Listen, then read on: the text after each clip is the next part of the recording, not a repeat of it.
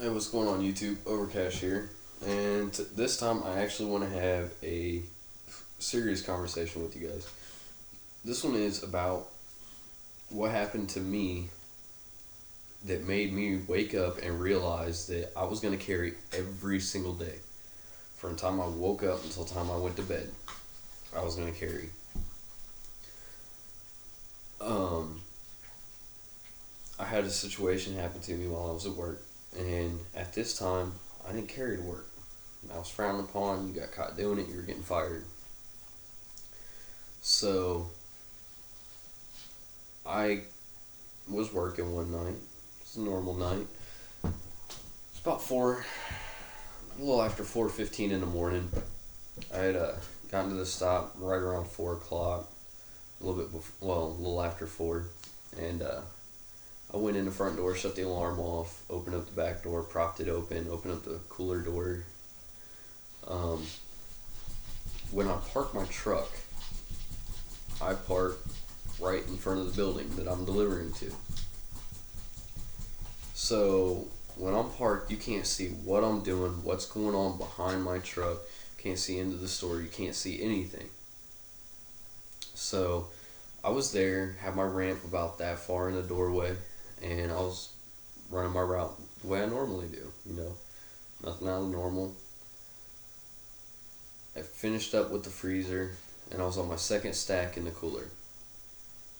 And I come sprinting I went into the cooler, set my stack down, pulled my dolly out from underneath my stack, and I went sprinting out of the cooler, hit the left-hand turn to go out the back door. And when I went to go out the back door, there was for lack of better words, a drug addict looking guy there. He's probably about 25, white guy. Had some tattoos and shit, but you could just tell that he wasn't the type that was there looking for something to eat at 4:15 in the morning, knowing damn well that the place was closed. So I dropped my dolly. Before my dolly had even hit the ground, I reached into my pocket and I pulled out my Smith & Wesson M&P. And without hesitation, I had my knife out, my dolly hit the ground, and I just looked at him. I'm like, is there anything I can fucking help you with? I think you got the wrong store and the wrong guy, buddy. And it wasn't quite as calm as that, and I got my point across. I made myself appear to be a little bit bigger than I actually am. And he just took a step back and turned and hightailed it. He was gone before I could make it out of the store. I couldn't even see. I mean, I knew which way he went, but once he had went that way, I couldn't see him, and it didn't take me long to pick my dolly up and walk back to that door to see what was going on. Gave me a little bit of time to think about my situation and what had happened that night. Things could have turned out a lot differently. A lot differently. I let him know that I wasn't an easy target when I did that. And I think that's what kept me from getting robbed. A lot of people, they don't know that just because I have a key to the front door and that I have the alarm codes, that I don't have a combination to that safe, or I'm not picking up money for the product I'm delivering. And that puts you in a pretty vulnerable spot. And the company policy was no guns, no weapons. They didn't consider this to be a weapon because I use this to cut saran wrap on the pallets all day. But this is what kept me from getting robbed. So I stopped and I thought about it long and hard, and I came to the conclusion that enough was enough. I'm not going to go out every day and be putting myself into the situation where I'm delivering to stores while they're closed at 2 o'clock in the morning, and in bad neighborhoods at that. That was in Indianapolis. If I'd called 911 on my cell phone that would have probably sent me to Columbus, Ohio before I could have got connected to a local police department, and then I would have had to wait on the cops to get there. A lot of stuff can happen in that time. Not to mention, you think he's gonna let me make a phone call when he's trying to rob me? I doubt it. But I stopped and I thought about it, and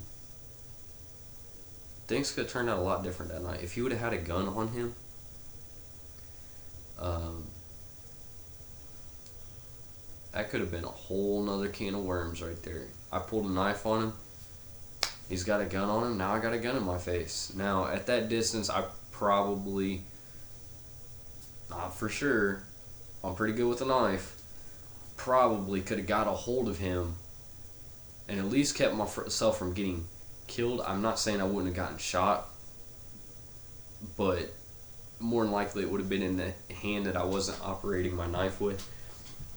Just off of, training that I've gotten over the years. So, I mean, I probably could have kept myself from getting shot seriously, but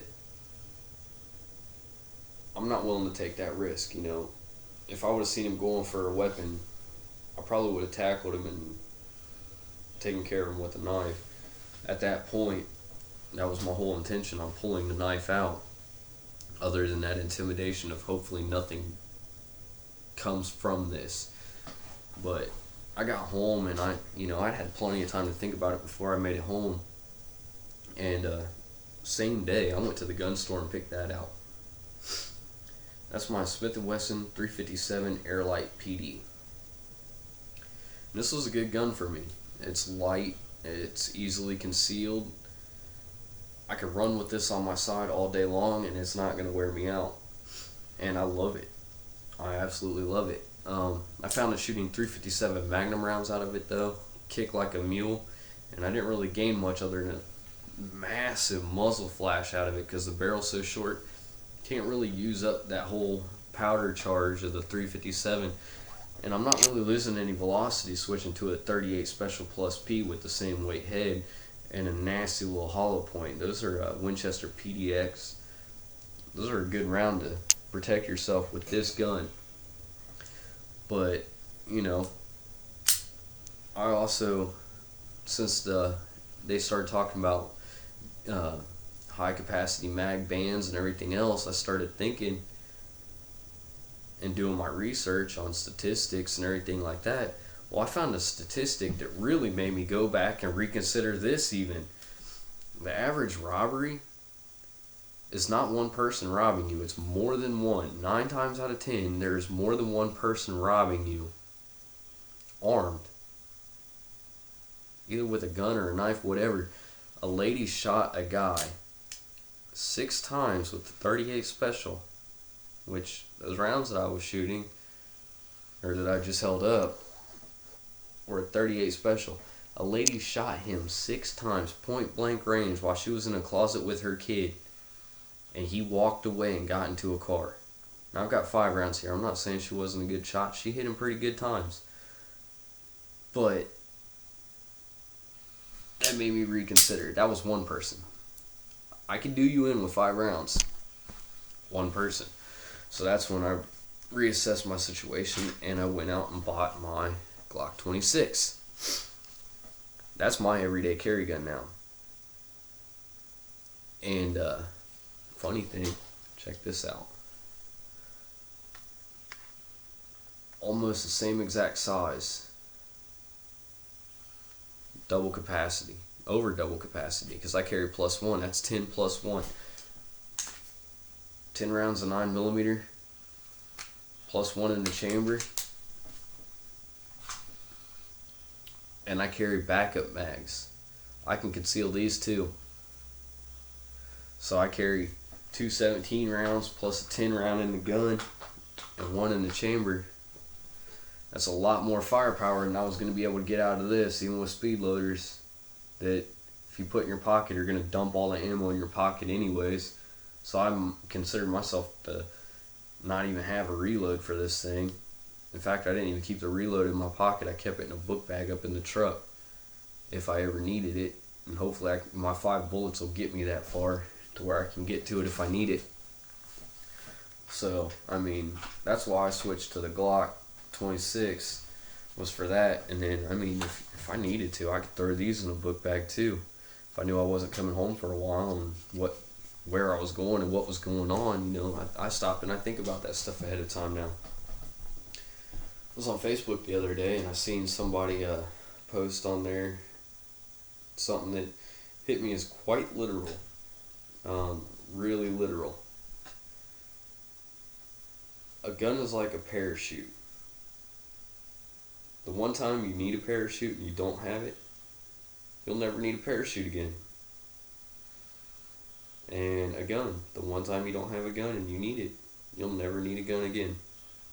That was sobering to me. I got a family that I'm coming home to, and that's why I carry. I'm coming home to my family tonight. I'm coming home to my family tomorrow, unless it's an act of God I'm coming home, because ain't nobody gonna stop me from coming home. I practice as often as I can shooting, as much as I can afford to. I do my tactical stuff. I'll walk around the house drawing a pistol over and over and over again. Muscle memory, just see how fast I can get it done. I practice reloads. When I reload, I don't care about my mag. It's hitting the ground. As soon as I got another mag in my hand, the mag in the gun hits the ground, it's going in, hit the release. I practice that stuff religiously every day, just for muscle memory. So that's why I do what I do. Stop and take a look at your situation and assess what's going on. Think about your family, think about your reasons to come home at night, other than the fact that nobody wants to die today. Just think about places you've been where a gun would have gave you a little bit of security, being on your side, just knowing that you have it. Just think about stuff like that, and that'll really open you up to situations like the one that I've found myself in, that caused me to start carrying all the time.